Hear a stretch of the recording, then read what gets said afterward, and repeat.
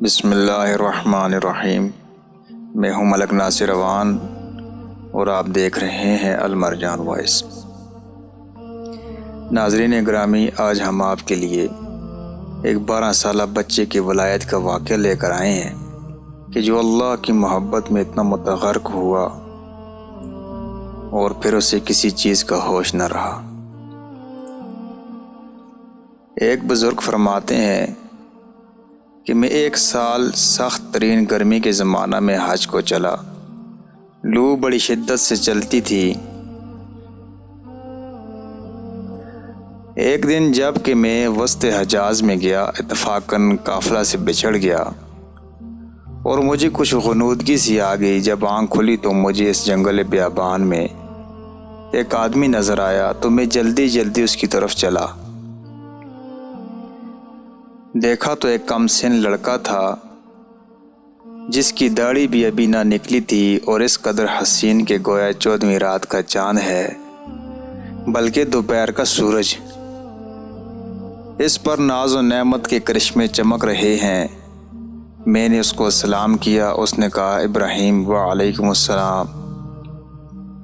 میرا نام لینے پر مجھے انتہائی حیرت ہوئی اور مجھ سے سکوت نہ ہو سکا۔ میں نے بڑے تعجب سے پوچھا، صاحبزادے، تجھے میرا نام کس طرح معلوم ہوا؟ تو نے تو مجھے کبھی دیکھا ہی نہیں۔ کہنے لگا کہ ابراہیم، جب سے مجھے معرفت حاصل ہوئی میں انجان نہیں بنا، اور جب سے مجھے وصال نصیب ہوا کبھی فراق نہیں ہوا۔ میں نے پوچھا، اس سخت گرمی میں اس جنگل میں کیا مجبوری تجھے کھینچ لائی؟ کہنے لگا کہ ابراہیم، اس کے علاوہ کبھی میں نے کسی سے انس پیدا نہیں کیا اور نہ اس کے سوا کسی کو ساتھی اور رفیق بنایا۔ میں اس کی طرف بلا کلیہ منقطع ہو چکا ہوں اور اس کے معبود ہونے کا اقرار کر چکا ہوں۔ میں نے پوچھا کہ تیرے کھانے پینے کا ذریعہ کیا ہے؟ کہنے لگا کہ محبوب نے اپنے ذمے لے رکھا ہے۔ میں نے کہا، خدا کی قسم، مجھے ان عوارض کی وجہ سے جو میں نے ذکر کیے تیری جان کے ہلاک ہو جانے کا اندیشہ ہے۔ تو اس نے روتے ہوئے چند شعر پڑھے جن کا ترجمہ یہ ہے کہ کون شخص ڈرا سکتا ہے مجھ کو جنگل کی سختی سے، حالانکہ میں اس جنگل کو اپنے محبوب کی طرف چل کر قطع کر رہا ہوں اور اس پر ایمان لا چکا ہوں۔ عشق مجھ کو بے چین کر رہا ہے اور شوق ابارے لیے جاتا ہے، اور اللہ کا چاہنے والا کبھی بھی کسی آدمی سے نہیں ڈر سکتا۔ اگر مجھے بھوک لگے گی تو اللہ کا ذکر میرا پیٹ بھرے گا، اور اللہ کی حمد کی وجہ سے میں پیاسا نہیں ہو سکتا، اور اگر میں ضعیف ہوں تو اس کا عشق مجھے حجاز سے خراسان تک لے جا سکتا ہے۔ تو میرے بچپن کی وجہ سے مجھے حقیر سمجھتا ہے۔ اپنی ملامت کو چھوڑ، جو ہونا تھا ہو چکا۔ میں نے پوچھا، تجھے خدا کی قسم تو اپنی صحیح عمر بتا کیا ہے؟ کہنے لگا کہ تو نے بڑی سخت قسم دی جو میرے نزدیک بہت ہی بڑی ہے۔ میری عمر 12 برس کی ہے۔ پھر وہ کہنے لگا کہ ابراہیم، تجھے میری عمر پوچھنے کی کیا ضرورت پیش آئی؟ میں نے کہا، مجھے تیری باتوں نے حیرت میں ڈال دیا۔ کہنے لگا، اللہ کا شکر ہے، اس نے بڑی نعمتیں عطا فرمائی، اور اللہ کا فضل ہے، اس نے اپنے بہت سے مومن بندوں سے افضل بنایا۔ حضرت ابراہیم رحمۃ اللہ علیہ کہتے ہیں کہ مجھے اس کی حسن صورت، حسن سیرت اور اس کے شیریں کلام پر بڑا تعجب ہوا۔ میں نے کہا، سبحان اللہ، حق تعالی شان نے کیسی صورتیں بنائی ہیں۔ اس نے تھوڑی دیر نیچے کو سر جھکا لیا، پھر اوپر کی طرف منہ اٹھا کر بہت ترچھی کڑوی نگاہ سے مجھے دیکھا اور چند شعر پڑھے جن کا ترجمہ یہ ہے، اگر میری سزا جہنم ہو تو میرے لیے ہلاکت ہے، اس وقت میری یہ رونق اور خوبصورتی کیا بنائے گی؟ اس وقت میری ساری خوبیوں کو عذاب عیبدار بنا دے گا اور جہنم میں طویل عرصہ تک رونا پڑے گا، اور جبار جل جلالہ فرمائے گا، او بدترین غلام، تو میرے نافرمانوں میں سے ہے، تو نے دنیا میں میرا مقابلہ کیا، میری حکم عدولی کی۔ کیا تو میرے عہد و پیمان کو جو ازل میں ہوئے تھے بھول گیا تھا، یا میری قیامت کی ملاقات کو بھول گیا تھا؟ اے ابراہیم رحمۃ اللہ علیہ، تو اس دن دیکھے گا کہ فرما برداروں کے چہرے 14ویں چاند کی طرح چمک رہے ہوں گے۔ حق تعالی شان ہو اپنے اوپر سے انوار کے پردے ہٹا دیں گے، جس کی وجہ سے یہ فرما بردار اس ذات پاک کی زیارت سے ایسے مبہوت ہو جائیں گے کہ اس کے مقابلہ میں ہر نعمت اور ہر راحت کو بھول جائیں گے، اور حق تعالی شان ہو فرما برداروں کو ہیبت اور خوشنودی کا لباس پہنائیں گے، اور ان کے چہروں کو رونق اور شادابی عطا ہوگی۔ پھر کہنے لگا، اے ابراہیم رحمۃ اللہ علیہ، مہجور وہ ہے جو دوست سے منقطع ہو گیا، اور وصال اس کو حاصل ہے جس نے اللہ کی اطاعت سے وافر حصہ لیا۔ لیکن ابراہیم اپنے رفقائے سفر سے بچھڑ گئے ہو۔ میں نے کہا، ہاں میں ایسا ہی رہ گیا، تو اس سے اللہ کے واسطے سوال کرتا ہوں کہ تم میرے لیے دعا کرے کہ میں اپنے ساتھیوں سے جا ملوں۔ میرے اس کہنے پر اس نے آسمان کی طرف دیکھا اور پھر آہستہ آہستہ زبان سے کہا کہ مجھے اس کے ہونٹ حرکت کرتے ہوئے معلوم ہوئے۔ اس وقت مجھے دفعتاً نیند کا جھونکا سا آیا، بے ہوشی سی ہوئی۔ اس سے جو میں نے افاقہ پایا تو قافلہ کے بیچ میں اونٹ پر اپنے آپ کو پایا، اور میرے اونٹ پر جو میرا ساتھی تھا وہ مجھ سے کہہ رہا تھا، اے ابراہیم رحمۃ اللہ علیہ، ہوشیار رہو، سنبھلے رہو، ایسا نہ ہو کہ اونٹ پر سے گر جاؤ۔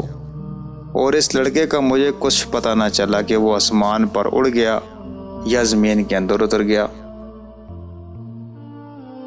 جب ہم سارا راستہ طے کر کے مکہ مکرمہ پہنچ گئے اور میں حرم شریف میں داخل ہوا تو کیا دیکھتا ہوں کہ وہ لڑکا کعبہ شریف کا پردہ پکڑے ہوئے رو رہا ہے اور چند شعر پڑھ رہا ہے، جن کا ترجمہ یہ ہے کہ میں کعبہ کا پردہ پکڑ رہا ہوں اور بیت اللہ کی زیارت بھی کر رہا ہوں، لیکن دل میں جو کچھ ہے اس کو اور راز کی بات کو تو خوب جانتا ہے۔ میں بیت اللہ کی طرف پیدل چل کر آیا ہوں، کہیں سوار نہیں ہوا، اس لیے کہ میں باوجود اپنی کم سنی کے فریفتہ عاشق ہوں۔ میں بچپن ہی سے تجھ پر مرنے لگا ہوں، جبکہ میں عشق کو جانتا بھی نہ تھا، اور اگر لوگ مجھے ملامت کریں کسی بات پر تو میں ابھی عشق کا طفل مکتب ہوں۔ اے اللہ، اگر میری موت کا وقت آ گیا ہو تو شاید میں تیرے وصل سے بہرہ یاب ہو سکوں۔ اس کے بعد وہ بے اختیار سجدے میں گر گیا، اور میں دیکھتا ہوں کہ اس کے بعد میں اس کے پاس گیا اور اس کو ہلایا تو وہ انتقال کر چکا تھا، رضی اللہ عنہ و ارضاہ۔ ابراہیم رحمۃ اللہ کہتے ہیں، مجھے اس کے انتقال کا بہت سخت صدمہ ہوا۔ میں وہاں سے اٹھ کر اپنی قیامگاہ پر آیا اور اس کے کفن دینے کے لیے کپڑا لیا اور مدد کے لیے 1-2 آدمی ساتھ لیے، اور وہاں پہنچا جہاں اس کو مردہ چھوڑ کر آیا تھا، تو اس کی نعش کا کہیں پتہ نہ چلا۔ وہاں دوسرے حاجیوں سے دریافت کیا، مگر کسی کو بھی پتہ نہ تھا، نہ کسی نے اس کو دیکھا۔ تو میں سمجھا کہ اللہ جل شانہ نے اس کو لوگوں کی آنکھوں سے پوشیدہ فرما رکھا تھا۔ میں وہاں سے اپنی قیامگاہ پر واپس آ گیا اور مجھے غنودگی سی آ گئی، تو میں نے اس کو خواب میں دیکھا، اور وہ ایک بہت بڑے مجمع میں ہے اور سب سے پیش ہے، اور اس پر اس قدر نور چمک رہا ہے اور ایسے عمدہ جوڑے ہیں کہ ان کی صفت بیان میں نہیں آ سکتی۔ میں نے اس سے پوچھا کہ تو وہی لڑکا ہے؟ تو کہنے لگا، میں وہی ہوں۔ میں نے پوچھا، کیا تیرا انتقال نہیں ہوا؟ اس نے کہا، ہاں ہو گیا۔ میں نے کہا کہ میں نے تجھے تجہیز و تدفین کے لیے بہت تلاش کیا، تیرا کہیں پتہ نہ چلا۔ تو کہنے لگا ابراہیم رحمۃ اللہ علیہ، سن، جس نے مجھے میرے شہر سے نکالا اور اپنی محبت میں فریفتہ کیا اور میرے عزیز و اقارب سے جدا کیا، اس نے مجھے کفن دیا اور کسی دوسرے کا محتاج نہیں بننے دیا۔ میں نے پوچھا کہ حق تعالی شان نے مرنے کے بعد تیرے ساتھ کیا معاملہ کیا؟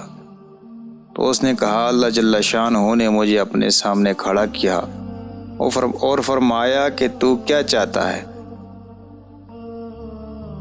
میں نے عرض کیا اے اللہ تو ہی مقصود ہے اور تیری ہی مجھے آرزو ہے۔ فرمایا کہ بے شک تو میرا سچا بندہ ہے اور جو تو مانگے اس کے لیے کوئی رکاوٹ نہیں ہے۔ میں نے عرض کیا کہ میں یہ چاہتا ہوں کہ میرے زمانہ کے تمام آدمیوں میں میری سفارش قبول فرما لے۔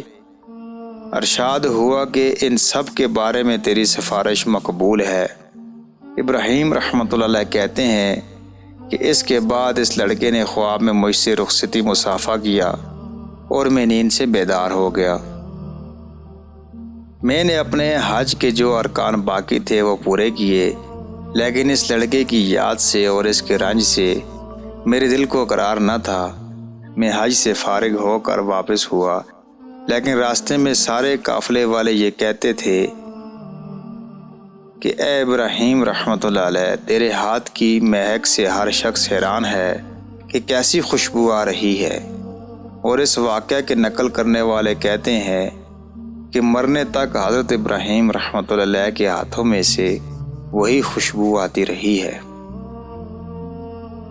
اللہ کریم سے دعا ہے کہ اللہ کریم ہمیں بھی اپنے اسلاف کے نقش قدم پر چلنے کی توفیق عطا فرمائے۔ آمین ثم آمین۔